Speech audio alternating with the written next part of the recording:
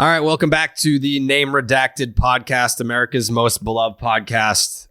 We were really close. We were really close to coming into an episode being happy. It was right there for the taking. And I'm almost kind of glad that the walk-off homer was a 2-run shot. Because if the Red Sox lost this game by 1 run, I don't think I would have agreed to do a podcast tonight. I really don't think I would have. If it came down to that bases loaded walk that didn't exist with Kevin Plawecki, and the Red Sox lost this game 4-3, at least I can kind of like swallow the 5-3 loss a little bit more, but still ultimately want to die. Because of this team. Every single time that I feel like the Red Sox are turning a corner, or that they've figured something out, or that the vibes have changed, or that they have a little bit of momentum, none of it ever is true.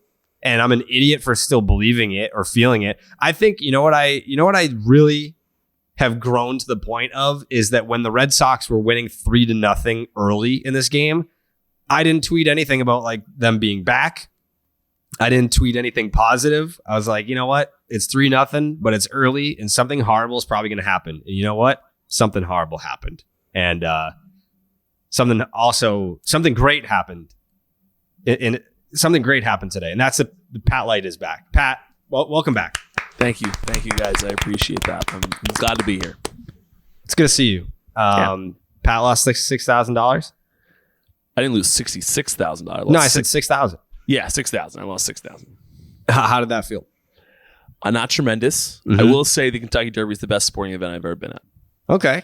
And it overtakes, which was a Fenway game when I played for them. Mm-hmm. And David Ortiz hit a ball off the monster to have the go-ahead run against the Yankees. I've never heard of a place be that loud in my life. The Derby beats it, though. So you're comparing like a regular season Red Sox Yankees game to the Kentucky Derby. I'm just saying that's the best sporting event I've ever been to up to that point.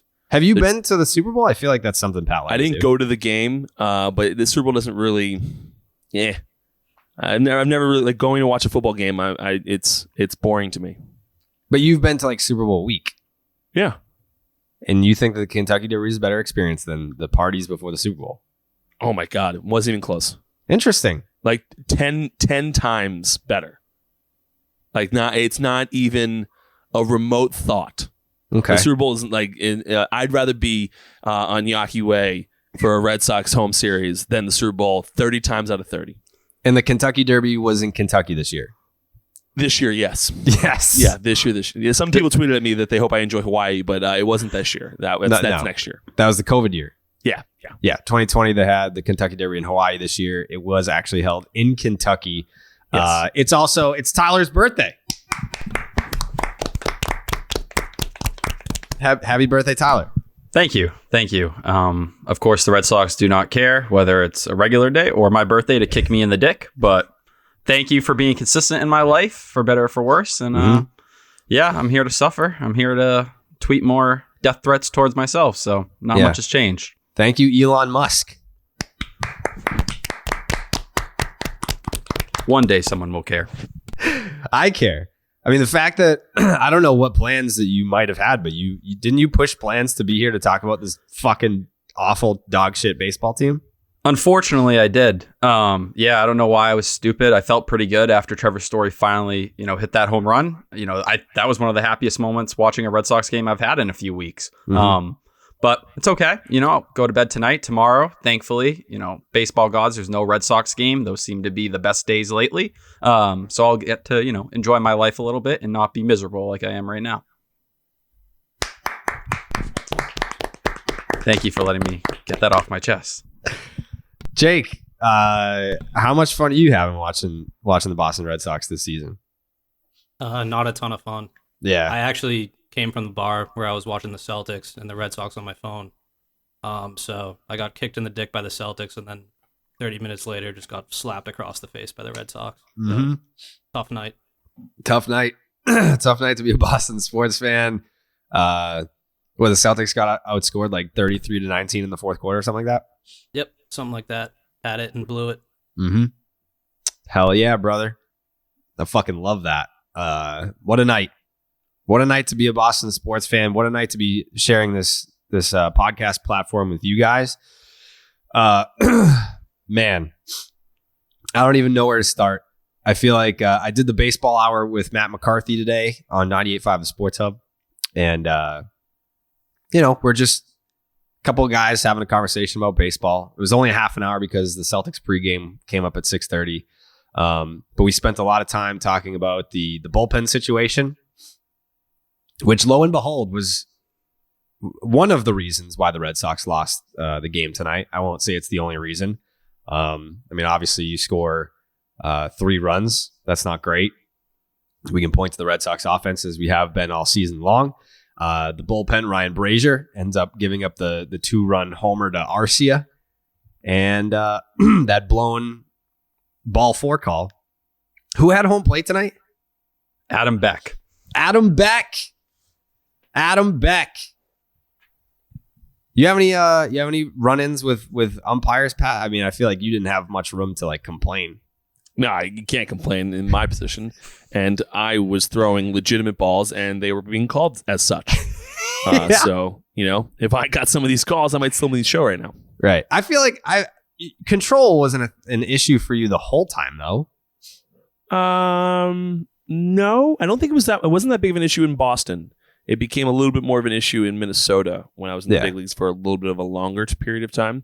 Right. But when you can't be giving up fucking 20 runs to the Angels if the pitches aren't in the strike zone to get whacked, you know what I mean? Oh yeah, I know what you mean there, big guy. Yeah. Yeah. That was fun. Yeah. Well, I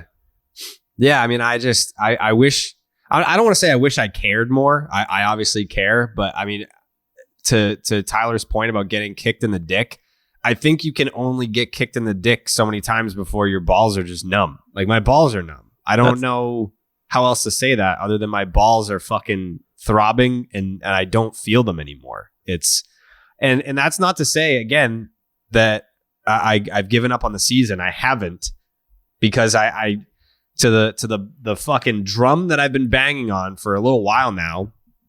It seems like such a simple solution to move Garrett Whitlock to the closer spot. And I feel like there's been some resistance to that. People are saying, oh, it's going to stunt his development and this and that. It's like, who the fuck cares about his development when you're trying to win a championship? Like, he's not even going to be able to carry a starter workload for an entire year. That's just the reality of the situation. It's a guy he threw, if you're hoping for him to throw 140, 150 innings, you're asking for a lot out of him, considering he served last year in relief and he's coming off Tommy John.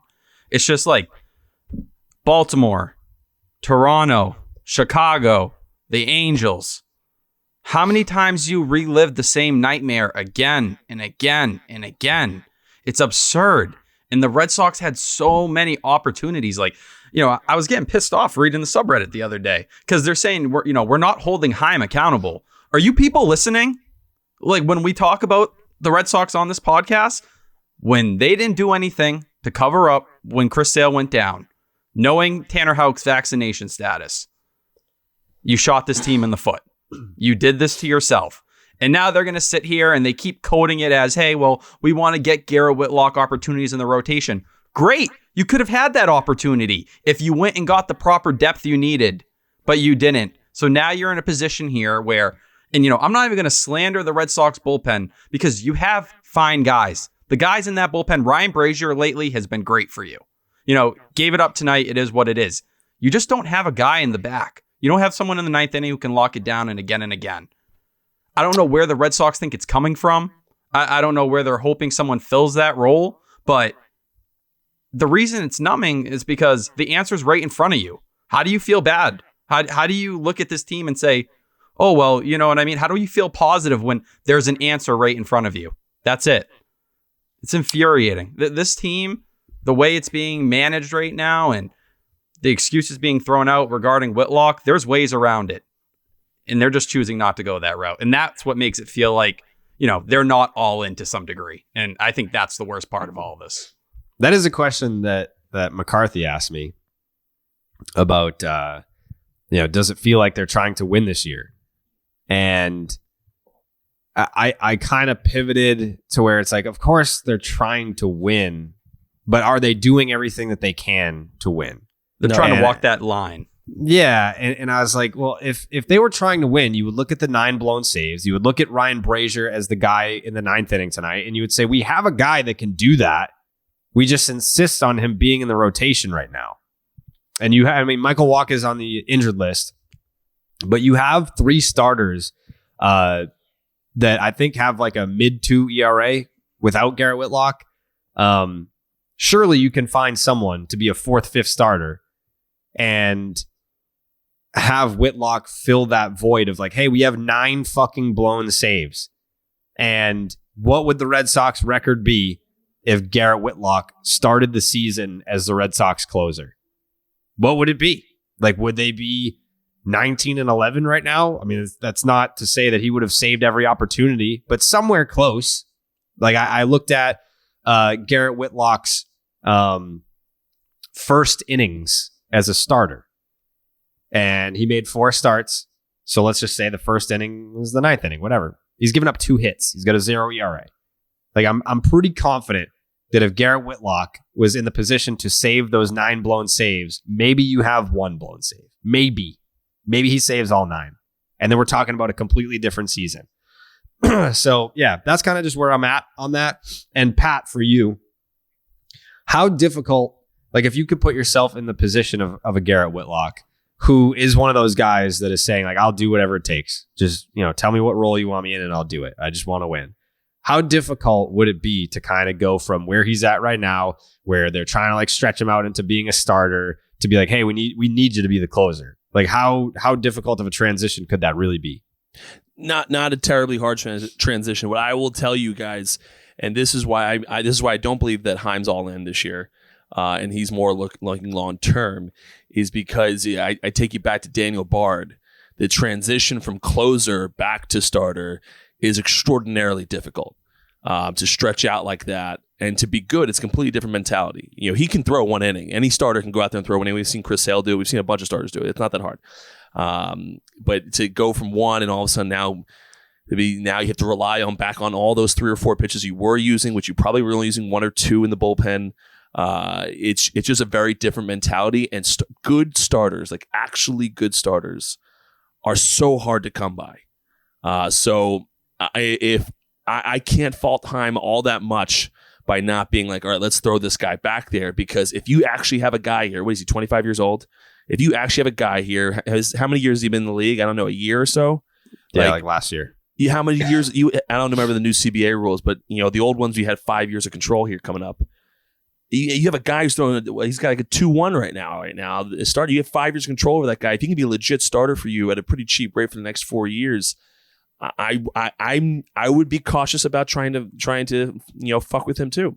And you just inked him to that extension, through his age 32 season, which has incentives for him to start. Like, it's clear, the Red Sox told you, this is what we see, and I think everybody here would tell you, he has what it takes to start. And what we saw yesterday, those are those growing pains you're talking about, Pat, where you're going through an order multiple times. You got to learn what it's like when you don't have your stuff some days. You just got to figure out and kind of pitch through it, and he's trying to figure it out, and he will. I have no concerns in that department. It's just like, we saw at the end of today's game, you had Tanner Houck in that bullpen, kind of warming up. This whole team could be structured so much differently. We saw Tanner Houck, who had a nice little run before the whole series in Toronto where he got kicked out and, back into a bullpen role. He was working in that rotation. You had that opportunity. If you had addressed your depth properly, you could have got him some spot starts or just in that rhythm, whether it was 2 or 3 innings like we kind of saw early on with him when he was getting stretched out. There are other ways to incorporate this. And they've just gone about it in really the worst way possible for this year and for this roster. And they seem to be willing to bite the bullet if it means, the next 2 or 3 years, he's a number 2 starter for you.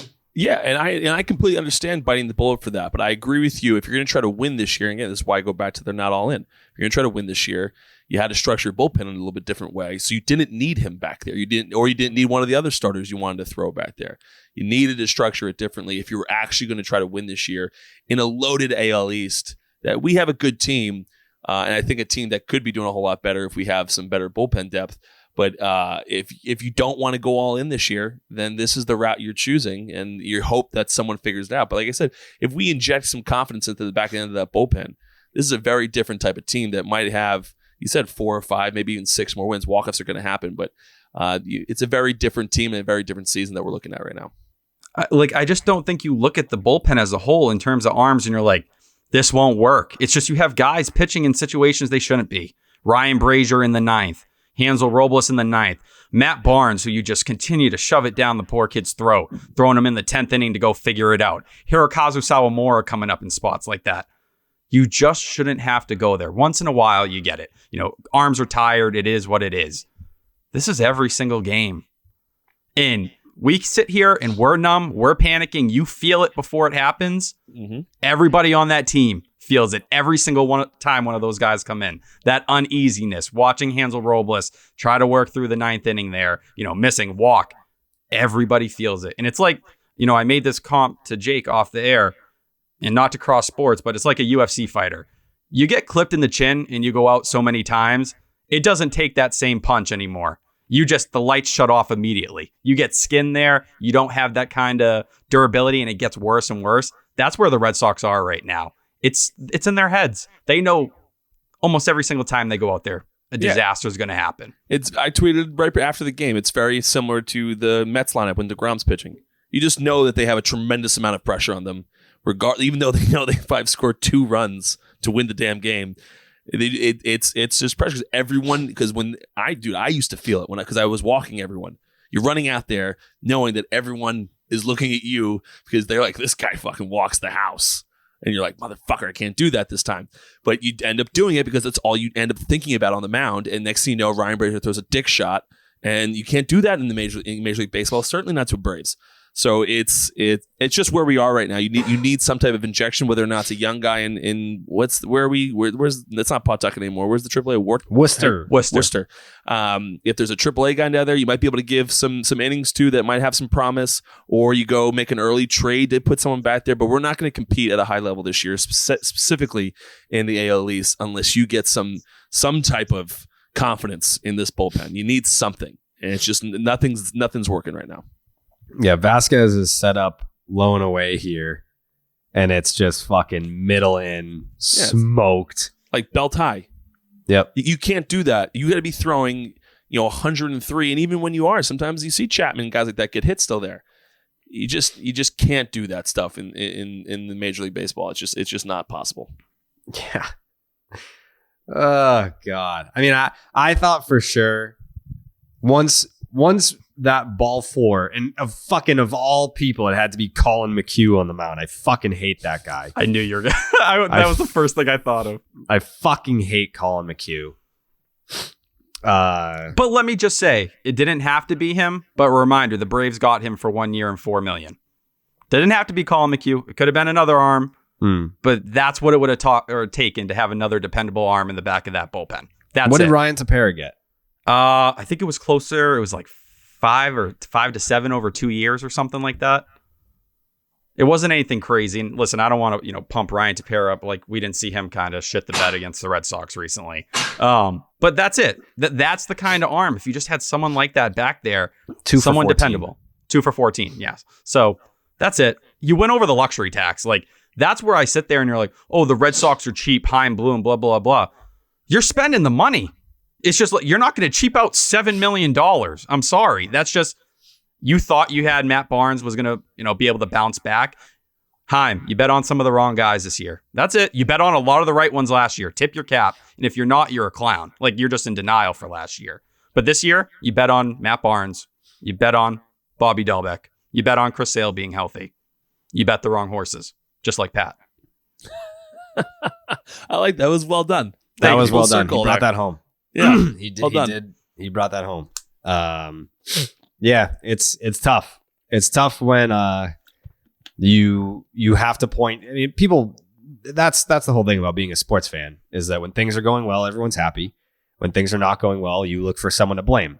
It's the team's job to look for how to fix it. It's the fans and the media's job, of which we're kind of both, to find someone to blame. Like, it's not our job to fucking fix it. I mean, I feel like, me going out there and saying that Garrett Whitlock should be the closer is my proposal to kind of fix something, at least one glaring issue. But like, Jared, you would admit, is that going to fix the offense scoring 3 runs? No. There you are. No, it's not. But let's also take in consideration, similar to the DeGrom stuff that I just mentioned, this offense feels as though they have to score 7 runs in order to win a baseball game right now. And that's just not realistic no matter what offense you have every night out to do that.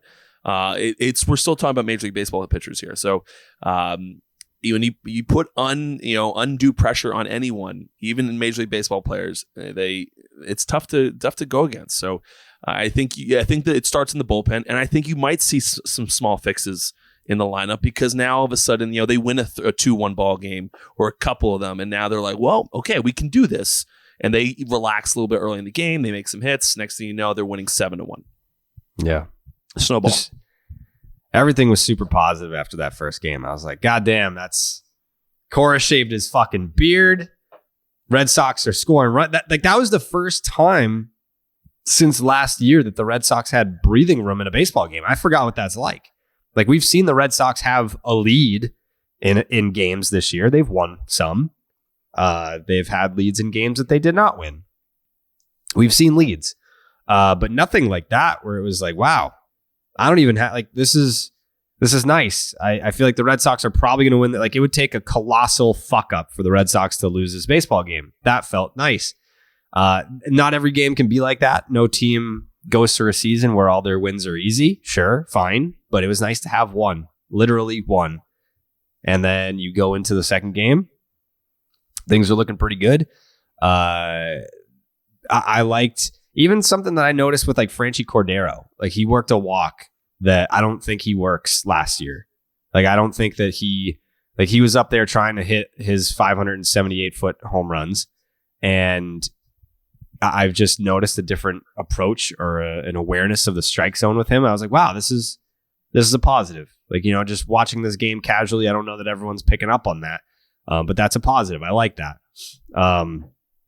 But you just had to know that the second that motherfucker, Colin McHugh, quote unquote, strikes out Kevin Plawecki, Plawecki gets ejected. And this is my spin zone. I don't know if you guys are going to get there with me on this, but it's true. Technically, the Red Sox are still undefeated with beardless Cora as their manager because he did get ejected. He was not the manager when they lost. I'm going to tweet that right now. Yeah, tweet that. Okay. The Red Sox. While you're tweeting that, I'm going to vent real quick about how people respond to these tweets about Plawecki and stuff like that, you got to swing at anything close. Guys, that is, and I don't want to insult people that didn't make it very far in baseball, but that is a very little league mentality. And that's what because you have, if you're in little league, you have like high school kids umpiring your games and you don't want to leave it up into their hands. Of course you want to cover the plate, but at the major league level, that I've seen, I don't want to give the Yankees credit, but I've seen a tremendous amount of missed calls to Aaron Judge this year at the bottom of the zone. I'm sure John Carlos Stanton had it. Now we see this, and in a 3-3 game against the defending champs, bases loaded, and you want to talk about, we lost 5-3, so we would have lost if the game went the same way the rest of the way. Who knows what happens in the next at bat? Who knows if we don't hit a double, bases clearing, and now we extend that lead even further. You can't miss those calls, and that wasn't even that close. It was at his shins. You absolutely cannot miss that call. And Kevin Plawecki is not a guy that argues with umpires very often. And as a catcher, he's got a good concept of the zone. Absolutely cannot happen. Can't miss that call. And you can't have that quick of a trigger on Plawecki. The whole thing, I mean, just like we saw last night. It was the Yankees and Blue Jays, where we're throwing out a guy on, hitting a guy after a home run, which in a tie ball game, we think that's intentional. If it was, the guy's a fucking moron. Why is he doing that in some of the top 2 teams in the division? And then some guy gets thrown up his chin on like the second pitch of an at bat, and now you're not tossing him. And everyone's like, Pat, it was the second pitch of the at bat. Okay, yeah, no one has ever disguised the throwing at someone by throwing the first pitch away from someone, the next pitch at him. Like, that's never happened before. So these umpires have been very disappointing this year, very underwhelming, as they say. And what's the other thing with the Red Sox that we've shit on them? They've had no approach for a majority of the year. Like, this is the Red Sox. This is Kevin Plawecki having a moment, taking a pitch he obviously should take. I think, like you're saying, Jared, with Franchy, the last 2 games, probably the best plate approach we've seen from this team all year. They're doing their damn job. Like, you see them take that ball. They're not the team that's leading the league in chase rates still right now and swinging everything out of the zone. No, they're working those walks. Franchy Cordero with 3 walks yesterday. Like, that's the difference. That's what they've been missing. It's like, when things are going, every way possible against you, this is the stuff that happens. Like, you're legit correcting the problems you have, and you're still getting kicked in the dick. Like, and Cora said it after the game. Like, how defeating is that? It's such a frustrating place to be in. And when you have no wiggle room and you've dug the hole you put yourself in, moments like this, it's backbreaking for you because it's like, well, we've already had everything go wrong, and this on top of it, it's like, even if we do it right, it's not going to work out for us. Yeah. It sucks. It absolutely sucks. I'm trying to find the chase rate numbers right now. But the fact that this team had a glimmer of hope after that first game, and it was a short series. They only had to win 2. They only had to win a couple games to say, damn, they've only won 1 series this season so far. Who the fuck was that against? Toronto? Detroit. I mean, I want to say that things will get better. Like talking about the offense and, these guys are going to hit and that guy's going to hit. And, I think that you're going to start seeing, like, even like Franchy getting more at bats at first base. Okay. That's fine. What about Kike? What about, Trevor Story hit his first home run with the Red Sox in this game. Looked like things were going to start going well. You heard, I think it was Jemai had the cell phone video of the celebration in the dugout. And you could hear someone in the dugout say, season start. All right, season starts now. Here we go. They're thinking the same way we do. Yeah. And by the way, Jared, I pulled up those the chase percentage number. Yep. Red Sox worst in the league at 31.5%. Marlins are second worst. And if you look at swing percentage, they are also the worst in the league at 50.8%. Damn. So you do everything right. You take that pitch like you're supposed to. You're not swinging at garbage. Still happens. A lot is going to depend here, guys, on as baseball players here. A lot is going to depend on the mental attitude of this team. Is because they played 2 games of good baseball. They had a fuck up pitch in the 9th inning that lost. Again, we're talking the defending champs here. This is not the same team that lost 2 out of 3 to the Baltimore Orioles. It's going to depend on, do they take this is very defeating approach here, or hey, listen, we put together a good series. We got a tough break in the end, and we were very close, and probably one bad call away from the umpire from sweeping the defending champs and looking like we're a better club. So it's going to depend a lot on how they take this loss. Hopefully Trevor Story can lead this a little bit by example after getting a home run. I'm sure he's feeling a little better after today's game. But if they go into this as a defeating attitude, we're lined up for quite a long season, because the people in the Bronx, I got to tell you, as a New Jersey guy, seeing them, they look fucking good. They don't look bad. So this lineup can compete with them, but we need everything kind of come together here if we're going to make a run at this. Yankees fans are living what we lived last year, where every single possible thing the first couple months of the season goes right for you. Yeah. Yeah. That's what you need. You need that luck in baseball sometimes. Yeah. Kike Hernandez leading off for the Boston Red Sox tonight, 0 for 5. He's hitting 161 with a 491 OPS in the year. JD just keeps doing it. Devers scorching. Yeah. Devers is doing the damn thing. Franchy no hits. Who's a better hitter right now, Kike or JBJ? JBJ. Yep. Let's give him a shot. Yeah, JBJ, like, for whatever the numbers are right now, like, what is Jackie Bradley hitting right now? Jackie Bradley's hitting 198 with a 556 OPS. Does not feel like it.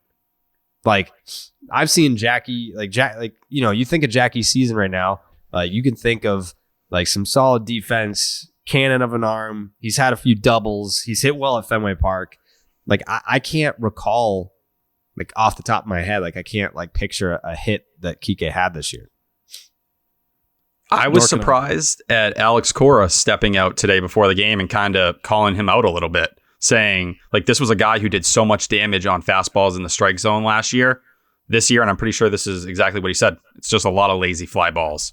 Like that's kind of been the Kike Hernandez experience. And it sucks because, he really wasn't, the Kike Hernandez that we all kind of fell in love with last year until the second half, where he took that step forward. It's just, he's even worse than he was at this point. And I think that's why you see a lot of people kind of stepping out now. And, we saw Jarren Duran for one game, but is that the kind of shakeup you need to inject something into this lineup and, give you a little boost? It's just, that's a hard pull when you're pulling one of the guys who was the face of your postseason run last year. Yeah. Kike Hernandez against fastballs this year, 056 with a 206 OPS. That guy cannot be in your lineup, let alone at the front of your lineup. Yeah. Kike Hernandez against fastballs this season. He is hitting 056, and against lefty, I mean, as a righty hitter, it does not have a hit against a lefty that's throwing a fastball to him. And he's supposed to be a lefty masher. Yep. He has no hits. He has no hits against lefties. I mean, he's only faced 3, in fairness. I mean, if we want to dive deep into the baseball world here, as a pitcher, I can promise you every pitcher is aware of that statistic going into every game against the leadoff hitter. It is astounding when you can talk to a pitcher and talk about how the leadoff guy can't hit a fastball. I mean, it opens up everything for you. You can do whatever the hell you want. Yeah, this is four-seam fastballs. So against four-seam fastballs, just four-seam fastballs, he actually is hitting 364 with a 1045 OPS against lefties. But this was like all fastballs. Two-seam, sinker, cutter. Yeah, not great. No, not great. Not great. Yeah, against four-seam, two-seam, sinker, cutter, he's hitting a $143 with a 456 OPS. So the no hits against lefties was only two seams and sinkers. Yeah, he's just not someone you worry about at the top of the lineup. No, it's almost it's and to face the other guys, Devers, JD Martinez, with one out already, it changes completely how you throw those guys. It's just so much easier to pitch against those guys when you're doing that. You can be so much more careful with it. And then you happen to get one of those guys out, and now the next guy's, whatever, go to first base. I don't give a fuck about you. Yeah. It's just you need a guy at the top of the lineup to do well. He did so well for us last year there. But I wouldn't mind seeing a shakeup. I wouldn't mind seeing JBJ up there. We talked about how he wasn't going to be in center because Kike was such a better hitter. Well, that hasn't worked out. Nothing has worked out. No. But getting a leadoff guy on is going to change how that lineup hits as well. So there's certain things here that are just small misses that we need to do. We can change that can really change the dynamic of this team. But we often talk about that with Red Sox teams where it's not like, oh, we're just fucking horrendous. It's we just did this, we'd be fine, but we just never end up doing it. And we've seen with the lineup now, they tried Trevor Story up there. Disaster. Did not work with him in the leadoff spot as he's trying to adjust, just starts striking out at a ridiculous rate. You'll kind of look around here. We know Alex Verdugo got a shot there last year. Didn't really do much for you. And we know how he's swinging the bat right now, showing a little life, which is nice again, but he's been cold for a majority of the year. There's not options, I think, on the roster right now for that leadoff spot to go to that you can kind of mix it up. They've already tried. And you have a lineup that keeps getting juggled. How many times are you going to juggle things before guys they need that consistency day in and day out if they're going to kind of settle in? That's just, I have a hard time seeing it on this roster right now being a solution. I think that guy is Duran, and I feel bad, bringing Duran up because, yes, he's swinging it pretty well in Worcester. He had a 3 strikeout game today, which isn't great, but new mechanics, looks like it's working. He's found the middle ground between power and kind of spraying the ball all over. what is there really besides that? And you shouldn't have to do something like that at this point in the year. You should get to let him develop, especially because, the next time he fails at the big league level, he's going to lose that prospect kind of charm to him. So not a good spot to be in. Not at all. You have three dudes that are the middle of the order bats in Bogaerts, Devers, and JD Martinez. And then there's no one else with an on-base percentage that's north of 280. Story, Kike, Verdugo. Those are the three guys. Say what you want about the bottom of the lineup. Every team's going to have some of those holes. Look at the Yankees at catcher. Like, they're getting basically no offensive production whatsoever. You can afford a JBJ in right field. You could even get by. Last year they got by with Bobby Delbick giving you nothing and Kike not giving you much the first half. It's just, you need Verdugo, you need Kike, you need Trevor Story. Those are the things you're missing. And you had guys like Hunter Renfroe last year that gave you that in a big way. Trevor Story, Christian Vasquez, Jackie Bradley, Alex Verdugo, Christian Arroyo, Kike Hernandez, and Bobby Dalbec have a combined on-base percentage of 257. Just imagine what those RBI totals would look like when you have Bogaerts, Devers, and Martinez hitting the hell out of the ball. Yeah. Like, that must put so much pressure on those three guys, Bogaerts, Devers, and JD, to essentially have to know, hey, it's on us. If we don't get it done, then it ain't happening. Or like if you're at the back end of that three, like if you're JD, it's like, I just hit a double, I'm probably gonna stay out here.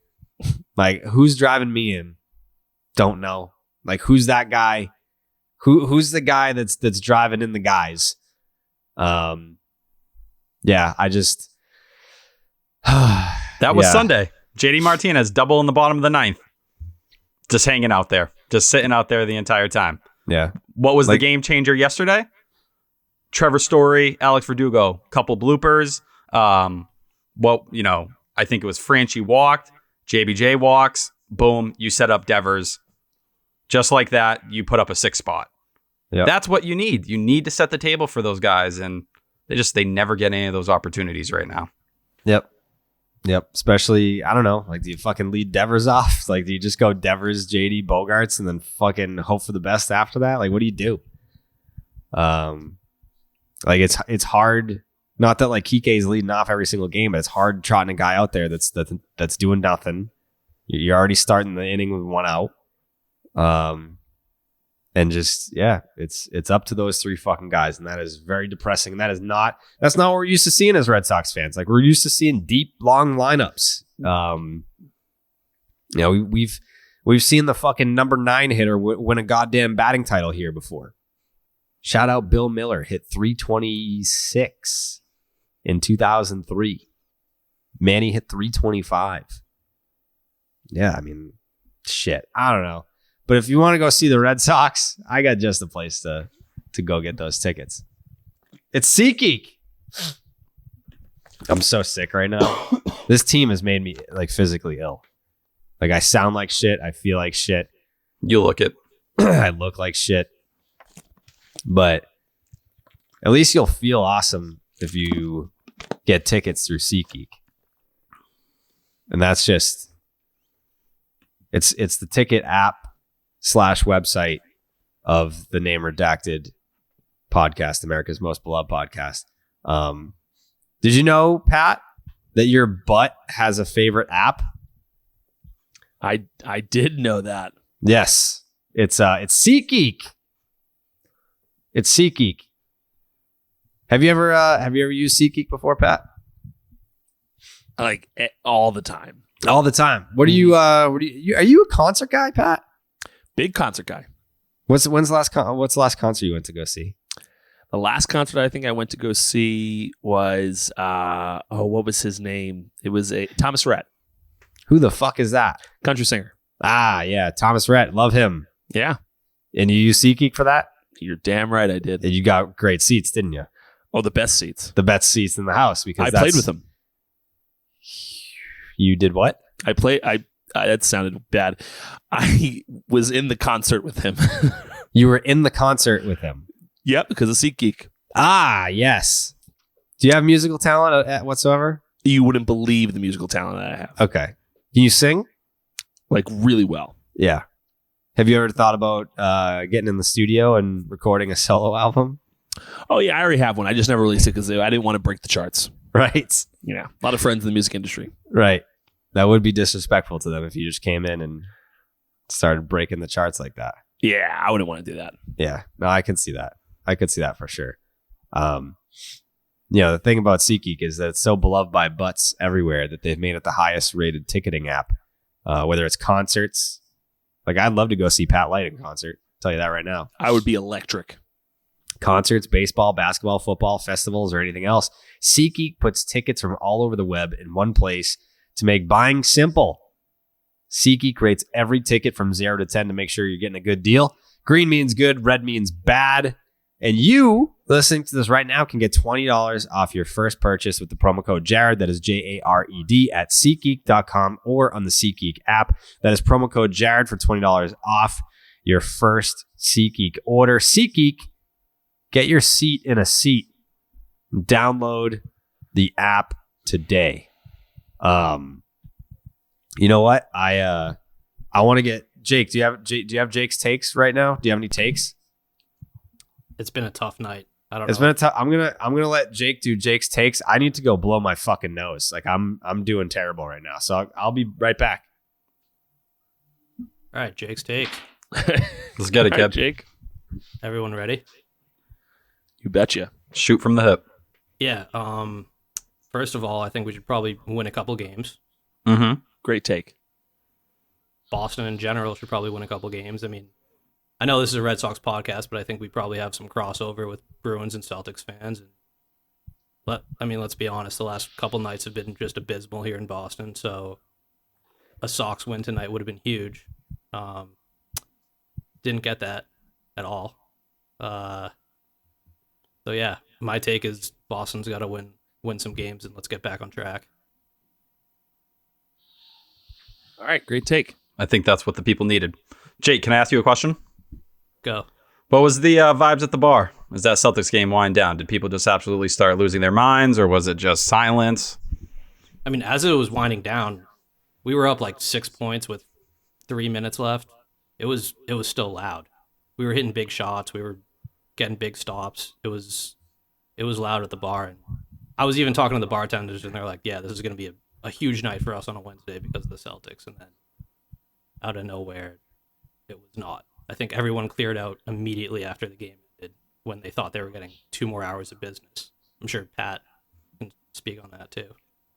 Yeah, I mean, we were talking today about how we had a little bit of a bigger day and on a Wednesday because when the Yankees play during the day and then win, people like get on the trains and they get back to Hoboken, and when they get back, they still want to drink, and happens to be one of my bars is right off that, right off the PATH train. So I can certainly speak to that. On top of that, we had some drama at a company that shall not be named that was also doing something at the bar. So turned into quite the Wednesday. But could have had more, as I know, is if I was at a Boston bar and the Celtics won. So Pat, as a bar owner, this is something that I always wanted to know. When I go to a bar and I'm watching a big playoff game, obviously I need to hear the sound. And some bars do it right where they'll blast the broadcast during the game, and then during commercials they'll play music. Is that something you do at your bars, or do you just play depends on music? the bar.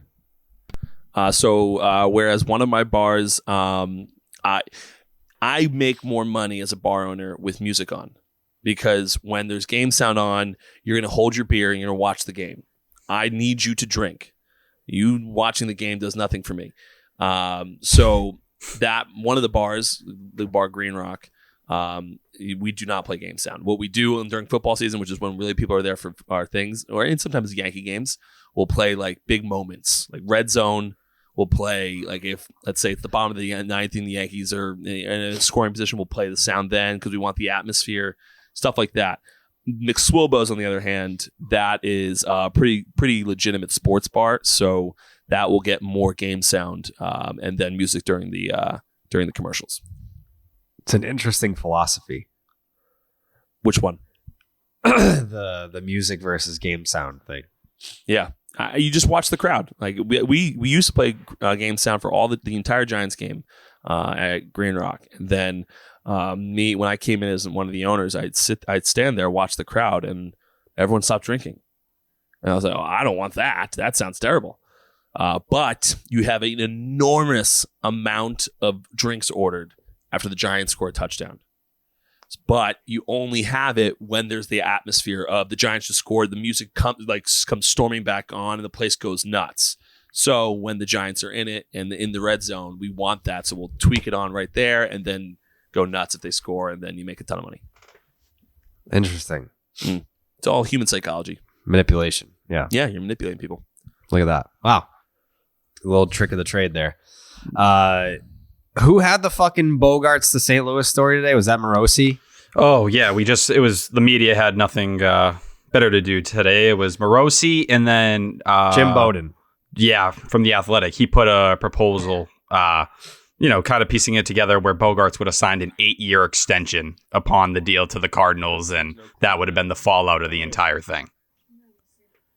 Yeah, no. No, it's much a trade he would like to see before the end of May, by the way. I believe that was the framing of the article. Got it. Yeah. So the Red Sox are going to trade Xander Bogaerts before the end of May to the St. Louis Cardinals, who are going to give Xander Bogaerts an 8-year extension of 8 times 27. So it was what, like 212, 216. 216. Yeah, that seems legit. Yeah, I hated. We talked about that on the last episode. No, of how bad does it have to get before the Xander Bogaerts trade rumors started, and it happened before we could do another episode. And the Red Sox had won; they won a game. So, there was nothing stopping that from happening. Like there was nothing stopping the scribes from stirring the pot and being like, well, Paul DeYoung got demoted. The Red Sox have a shortstop who's going to opt out and become a free agent. He's disgruntled, want to send him to a winner. I see the fit. I don't see the logic. There is a fit. I'm sure the Cardinals would love to have Xander Bogaerts. I'm sure that they would pay him 8 years and $216 million to be their shortstop. Sure, why not? But see, my issue is it's like we know Xander Bogaerts, Scott Boras' client. He wants his money. We know what that's about. He wants the market. He wants different teams bidding on him. I have a hard time believing he's going to go to the Cardinals, which, that's a possibility, that trade route. Don't get me wrong. But that he's going to agree to the extension right there, 2 months away from finally getting to free agency and getting that bag. He wants that Carlos Correa, Corey Seager type money.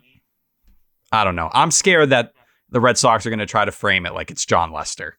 And, oh, yeah, we're going to ship him out, but we'll be in touch. No fucking chance. Hell no. Like the fans here are too smart. The media is too powerful. The Red Sox could not frame a Xander Bogaerts trade as like, hey, we're going to trade him to like get something for him. But like, don't worry, we're going to make a run at him in free agency. It's like, motherfucker, you should have paid him before the season started when he wanted to talk to you. I'm sure he's not at a point now where he's going to take a big time hometown discount because he already did that. He already took the hometown discount to stay here under the deal that he currently has right now. And the opt-outs were in there for a reason so that he could hit free agency. It's like, yeah, I'll take a little bit of a hometown discount and then I'm going to opt out if I continue to be awesome. And lo and behold, he has been awesome. So now it's time to pay up. And if you don't, someone else will. And that someone else is probably going to look really smart for doing it because he's been one of the most durable, most consistent shortstops in Major League Baseball. I mean, like look at what the New York Mets paid Francisco Lindor. I'm sure that he was part of the culture change over there. And I'm not saying that I wouldn't want Francisco Lindor on my team, but I'm telling you right now, I'd rather have Xander Bogaerts. I would. Here's a question for you. Sure. Name a team that needs a shortstop right now that spend a lot of money that we would fucking hate him going to. Oh, that was the rumor the last time around. I don't even like imagine like that. I don't think he would do that, but maybe he would. Maybe the Red Sox have pissed off Xander Bogaerts to the point where he would. Because I think if the Red Sox let him go to free agency, which is happening guaranteed, and then let him dick around out there, and they're not going to actually make a legitimate push at him, then I think he goes to wherever gives him a lot of money, and he wants to win a championship. And the way the Yankees are playing right now, they could go on a run here if they continue to progress this way. And they have a hole at shortstop, and Xander fits that hole, and they have money to spend. Well, they have Kiner Falefa. Yeah. On the bright side, they got Anthony Volpe coming along the way, who that's their excuse for not going to get a upper echelon shortstop this offseason. I look around, and I hate to say it, but I think, and it's becoming more likely by the day, that there's a fire sale.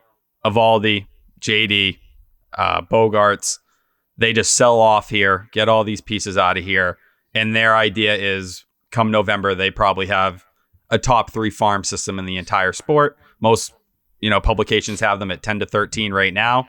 You sell off those pieces, you're going to be right there. I don't think they'd move off of Devers, especially with another year to talk, and considering they seem willing to push past their philosophies to extend him. Those are at least the rumors we've heard. It wouldn't shock me if that's where we're standing, 6 months from now. If that's what happens, like last year was supposed to be like the bridge year. Like 2020 was the blow it up year. 2021 was supposed to be somewhat of a bridge year. You made it to the ALCS. And then if you end up selling off those pieces, because like Evaldi is another name that we don't talk about as being a guy that's up at the end of the year. We don't talk about that. JD, we don't talk about that. Those are guys that are up at the end of the year. We keep talking about Bogaerts. We keep talking about Devers. Rightfully so. But this team could look very, very different. And we were talking about this team could look very different next year. This team could look very different in fucking August. We could, it wouldn't surprise me if we have some 2012 Moro Gomez. That's the name that always comes to my mind, where you just have random pieces because you're just trying to fill the roster for a month. And, some guys James Loney just doing it. Just do it, like whatever it is. And you're just trying to get by. You sell off some of the relievers in that bullpen because you're getting prospect capital, and you have Connor Siebold and Josh Winkowski, making starts. Who knows, Brandon Walter, if he can get up to the bigs at that point. I wouldn't be surprised, Jaron Duran out there every day, and they're saying, screw it, let's just let the kids play and let's see where it takes us. We're not going to go anywhere, but hopefully they can get some good development time and give us an idea where they're going. Yeah, well, if we have 2012 vibes, the good news, the silver lining there, though, is the draft. I mean, the 2012 draft was, bar none, probably number one draft of any franchise in the last that was the biggest 2 decades waste of a first round pick in franchise history. You could make the case that was the worst first round decision. Outside of Henry Owens was pretty bad. Trey Ball, I can't Trey let it Ball slide. was very bad. Oh, is he still playing? No. He's done? Yeah. The last thing he tried to do, he tried to convert to be a positional player, and he just couldn't do it. He was Really? actually hitting. He He's tried a nice to kid. hit. That's what people always said. It's just, I think he had a nice walk-off hit at one point, right when he first started hitting, but it was terrible besides that. Yeah, he was nice. He was a little weird. I think 2018 was his last year in pro ball. 2018 was my last year in pro ball. Wow. I was way better than him. And I had mental issues. I was a mental midget. If I wasn't such a dumbass, I would have been fantastic. Do you think you're still a dumbass? No, mental midget and dumbass don't really correlate. I actually used the wrong word there. I don't know the word I'm looking for. Actually, I will use dumbass because I think that I've said this a few times, if I didn't try to throw 100 miles an hour every single time out of the bullpen, that I would never have ended up with those control issues. Do you think you can just try to not throw as hard? When I was a starter, I threw 100, but I threw 92, 95 for the majority of it. And then when I'd use 100 as one of my out pitches or to set them up because I knew 100, remember my 100 was pretty flat. So I knew they'd get pieced, fouled off maybe, or get bad contact. But you set that up. Well, now you just threw 100, and now you have to guess if 100's coming again or it's splitter. And I think I could have, if I was as intelligent as I am now, because I am really intelligent now. Yeah. I think I would have been done better. You think with all the pitching technology, Pat, you'd be different today? With how much pitchers have kind of gone into that and how many guys have resurrected themselves or kind of put it together. You think you could have benefited from that? It's hard to say. So I said the technology really helped me. Not so much the technology, but the analytics on when I went to Pittsburgh and absolutely just focused on throwing splitter all the time. I think that could have helped my career because I think that was a way to get back to fastball command for me because on 0-2, 1-2 counts with my splitter, if I went throw fastball, I was fine. I didn't care what the fuck had happened, and then I'd have control over it. So I think that could have got me back. I just didn't have enough time to do it. But I'm not so much sure about that. I risked my approach to pitching didn't change just because I knew everyone was so excited that I was about to throw 100 all the fucking time. I wish my approach didn't change so much, and I kind of controlled myself a little better. I do have some news, by the way. Trey Ball was in Pro Ball in 2019. That was the year he attempted to hit. What year was he drafted? 2013. Fuck. We played the same amount of years. It's true. But he never made it to the big leagues. No, never got past AA. Way better. Way better. Trey, if you're listening, you were very nice. I actually enjoyed playing golf with you quite a few times. He does listen. Does he? Yeah, he listens to every episode. Are you friends with him? Yes. Oh, okay. Yeah, best friends. We've gone golfing a bunch of times. Bunch of times. Several times. Yes. Yeah, he's got the ping set. I don't believe that's correct, but no, okay. It is. Okay, maybe it's new. He's been using it for a while. I just broke my ping driver. Okay, why'd you do that? I didn't do it on purpose. Yeah, it's the second time this driver's broke. I'll get you a new one because you just wasted $6,000 on the Kentucky Derby. I'm telling you guys, I can't. I know this is not, we don't need to talk about the Red Sox anymore. That Kentucky Derby was so much fucking fun. Although I felt a little uncomfortable posting the video of me putting down the $6,000, but I thought it was good content for the brand. It's good for content. Were people shit talking you? No, actually, not at all. I just thought it was a little showy. No.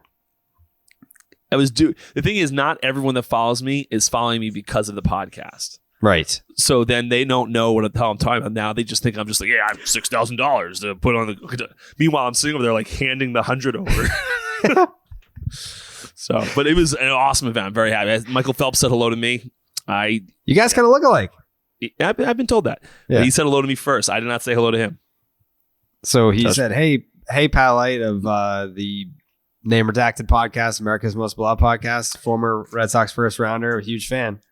Yeah. And my response was, hey man. I didn't say his name. I said, please no pictures right now. Yeah. And did he respect that, or did he just he respected that. Yeah. He respected. I think he snuck a quick one, like one of these. Yeah. But I was okay with that. Listen, I understand. It's me. Yeah. So I get it. Yeah. He was probably really excited. No, I mean, as everyone was. It was, even, Donald Trump was there. He came over, said hello. Yeah. Yeah. So you shake your hand, or? I said, please not right now. Yeah. I was eating. You didn't want to shake his hand. No. I was eating, and I was like, Donnie, not right now. Right. Did he come back later, or you probably forgot, or? No, there was a certain point where I was completely secluded where no one's allowed to back to me. He did come back, and we told him, please, Pat's trying to watch the Derby right now. Got it.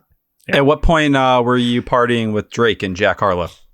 I didn't even know they were fucking there till this morning. Oh God, Jesus. They weren't. There's a few levels here.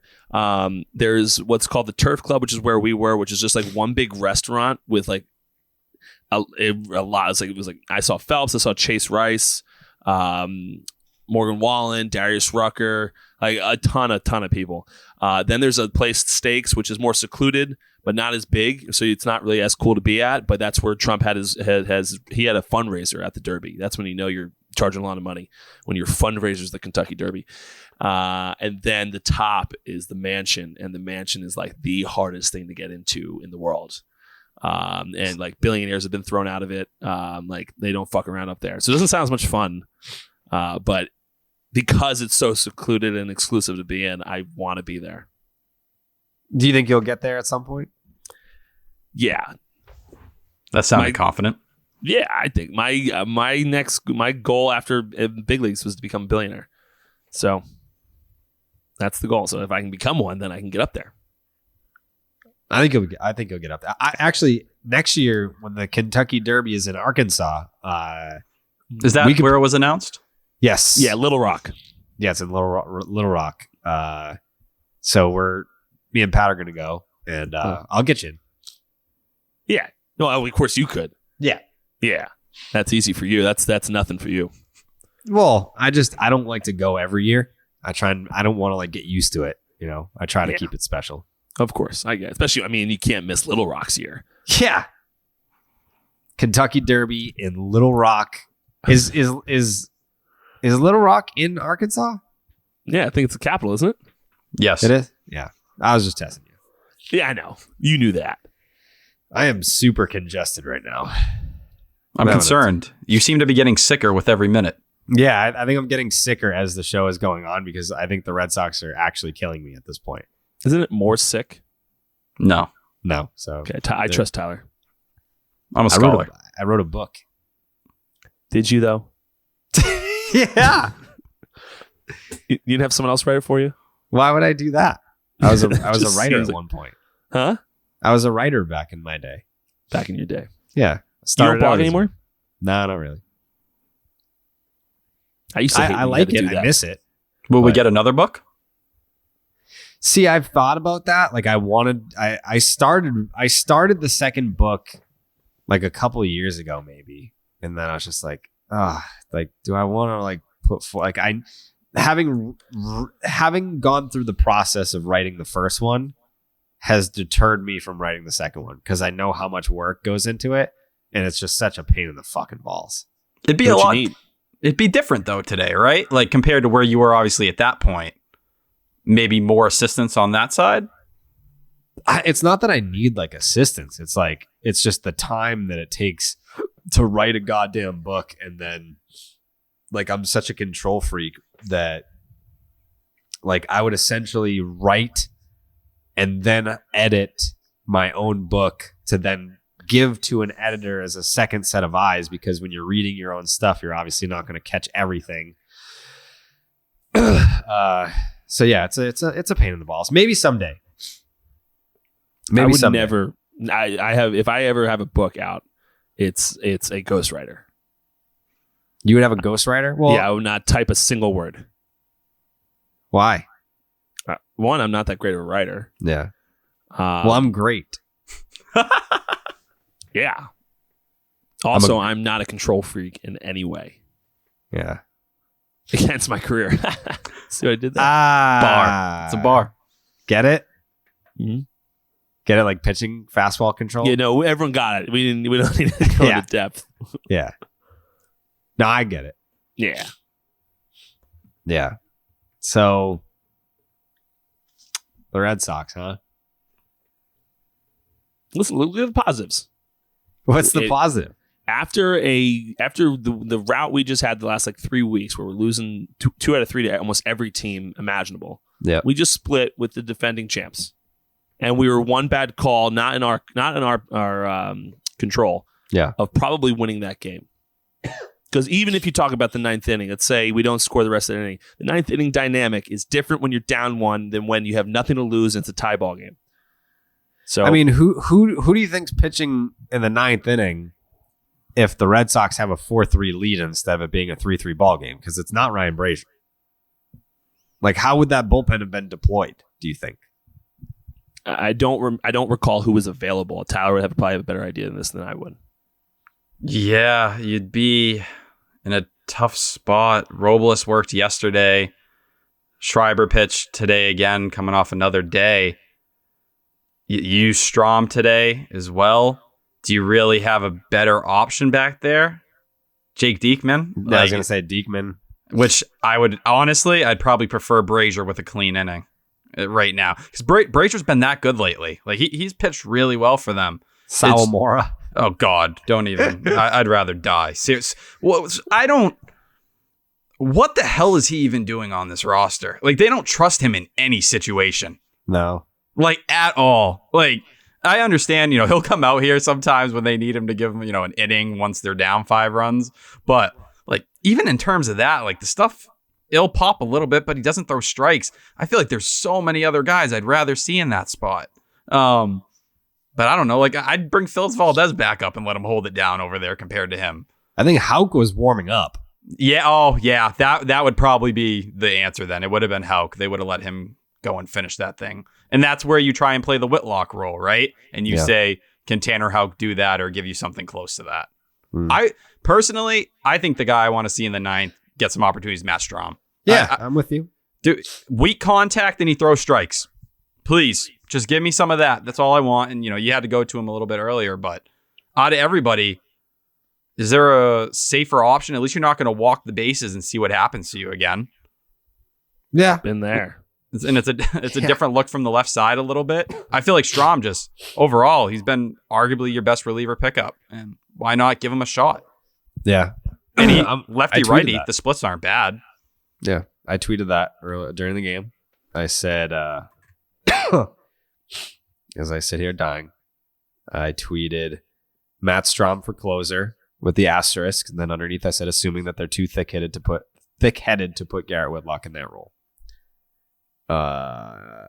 So yeah, we'll see. I mean, they've got to make some adjustments because I swear to God, if we have to do this fucking podcast for 4 more goddamn months and 3 of them are talking about a team where we don't even know who's on the team anymore, I don't know what I'm going to do. I'm going to get in my fucking bathtub with a goddamn toaster oven is what I'm going to do. I can't do it. Stop and Chop look ahead. Red Sox have not named. By the way, remember when I did the Stop and Chop look ahead and I just shit all over Reed Detmers and then he threw a no-hitter? I was going to bring this up today because that was the first thing I thought of when I saw that. Reed Detmers. I don't even like it. It wasn't that even that he was bad. Something about his name. I was like, I just don't like this guy. And then I looked at his the video of him getting drafted. I was like, oh, he seems really cool. Seems very humble and just like a nice kid. Proud of your growth. So you have to live and learn. You have to live and learn. And credit to me for making adjustments. But yeah, Reed Detmers, formerly of the Stop and Shop look ahead, threw a no-hitter against the Tampa Bay Rays, who find a way to get no-hit almost every single year, even when they are good. I mean, they let Dallas Braden throw a perfect game against them. Inexcusable. Red Sox have not named a starter for the second game of the series. Am I correct on that? So yeah, this weekend's a little bit sticky at the moment overall. Saturday and Sunday, they really don't have a plan. They're hoping Rich Hill can start one of those games. At AAA right now, the idea is Connor Siebold, who pitched yesterday, Josh Winkowski pitched today. Winkowski only went 2 innings and they pulled him early. They're trying to save bullets. Siebold's also in that spot. So I'm guessing one of those starts this weekend could end up going to one of them. So I'd imagine that would be Saturday because I've got Nick Pivetta versus Dane Dunning on Friday. And then no-name Red Sox starter on Saturday against Glenn Otto. Who the fuck is Glenn Otto? And then on Sunday, you would have Garrett Whitlock versus John Gray. So they push Whitlock back to Monday. Yes. Okay. This is a 4-game series, right? I believe so. Is it? Is it? Has to be if it goes all the way to Monday, right? Yeah. Oh, no. We'll play Astros on Monday. What's the 4-gamer then? Seattle? Seattle. Yeah. Next weekend. Wait. 1, 2, 3. Yeah. Yeah. We have a 4-gamer with Seattle coming up the next homestand. Okay. Fucking Dane Dunning.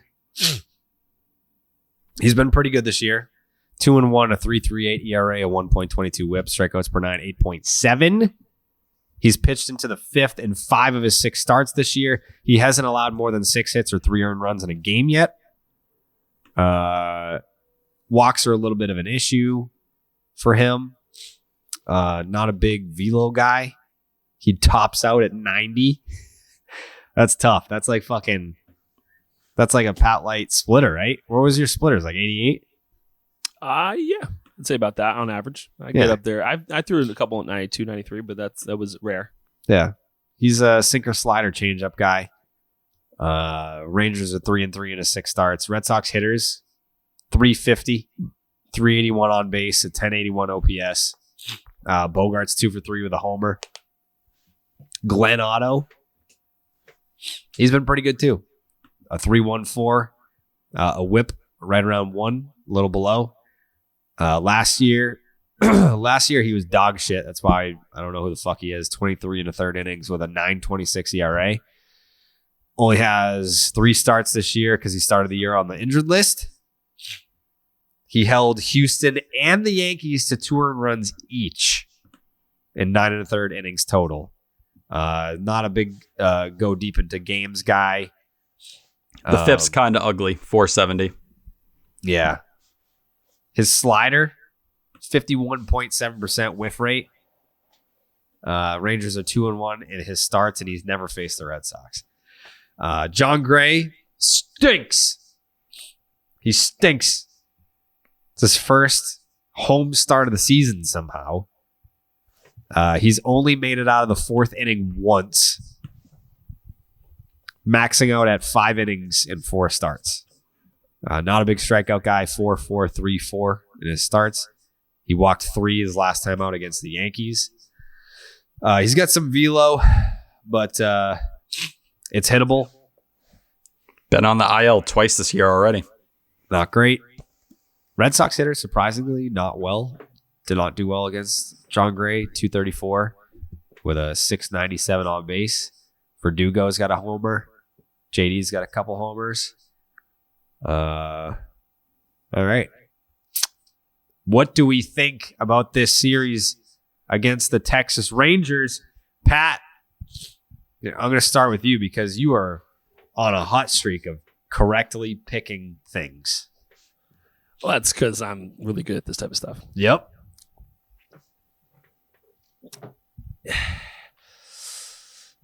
I think I liked the way the Red Sox looked in Atlanta. I know we're upset about how the last game turned out, but I'm happy with how the Red Sox looked in Atlanta. I like the way they're playing. I like the passion I've seen.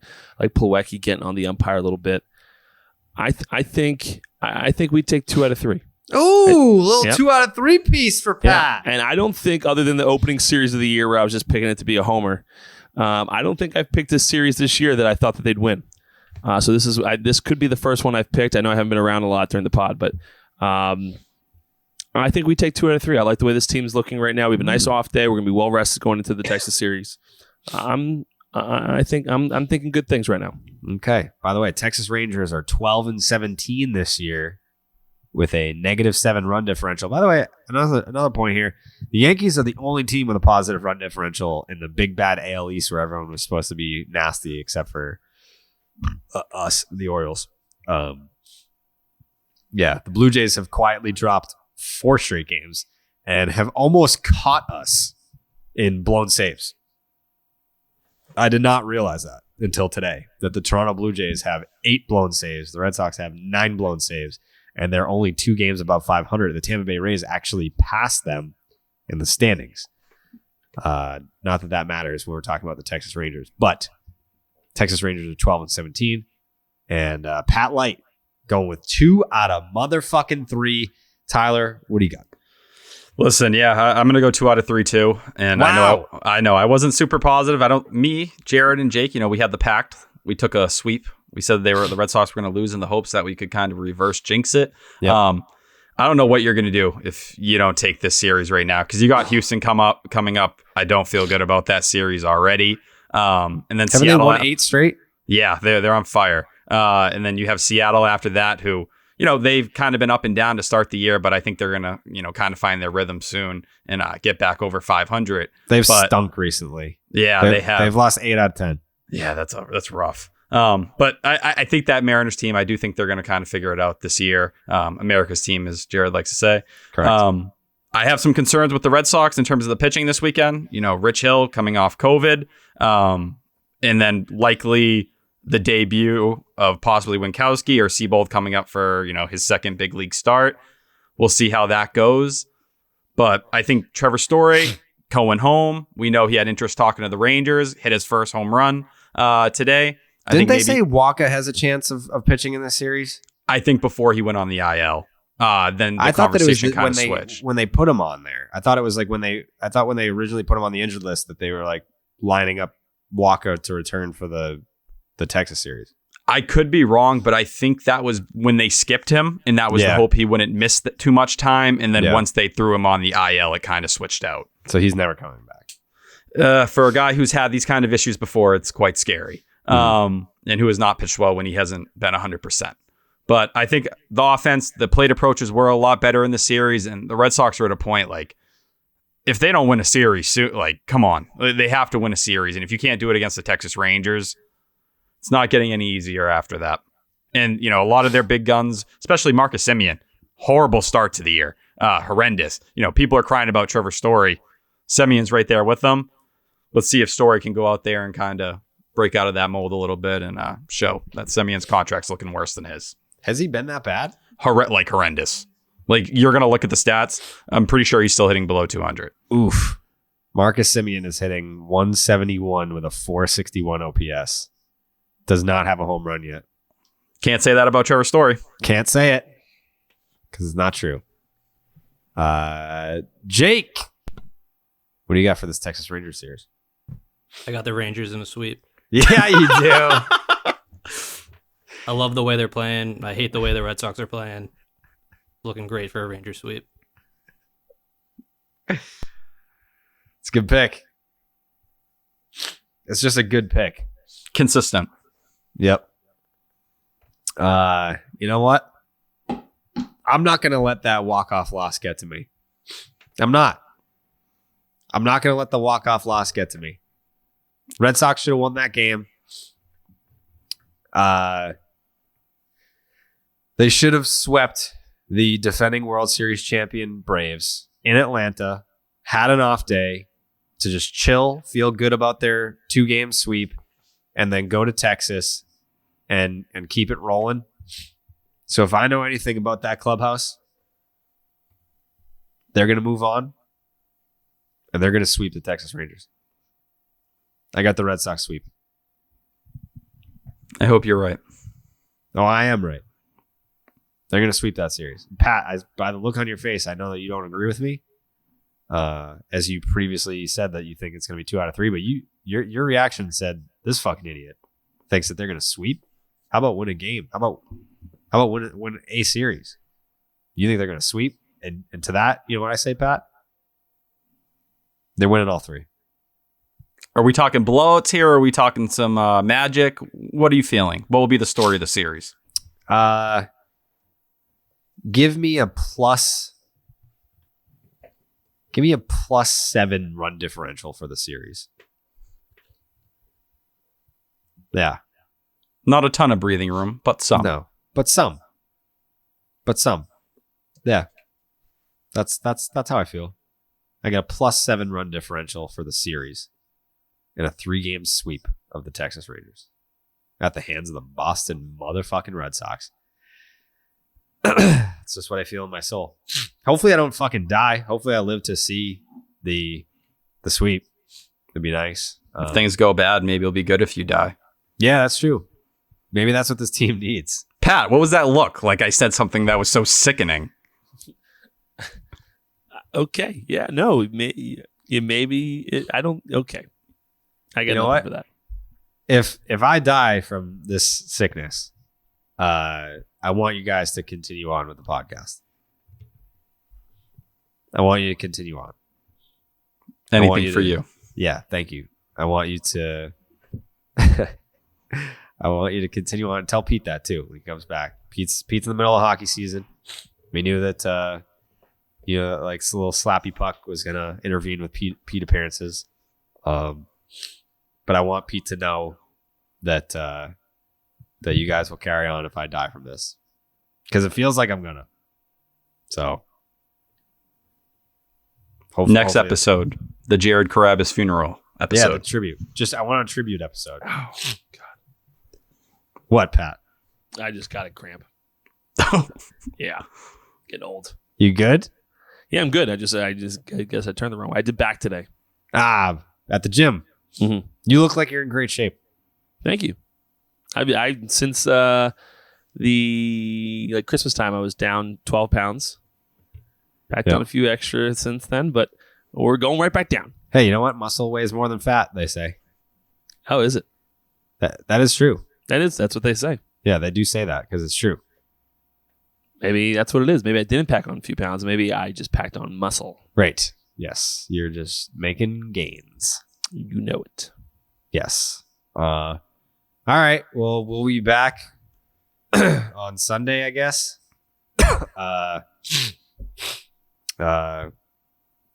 Enjoy your off day, not having to watch this team on Thursday. And, excited. I'm excited for this sweep that we're going to see of the Rangers. It's going to be fun. So, go Sox. Go Sox. Woo! Buenas noches, amigos.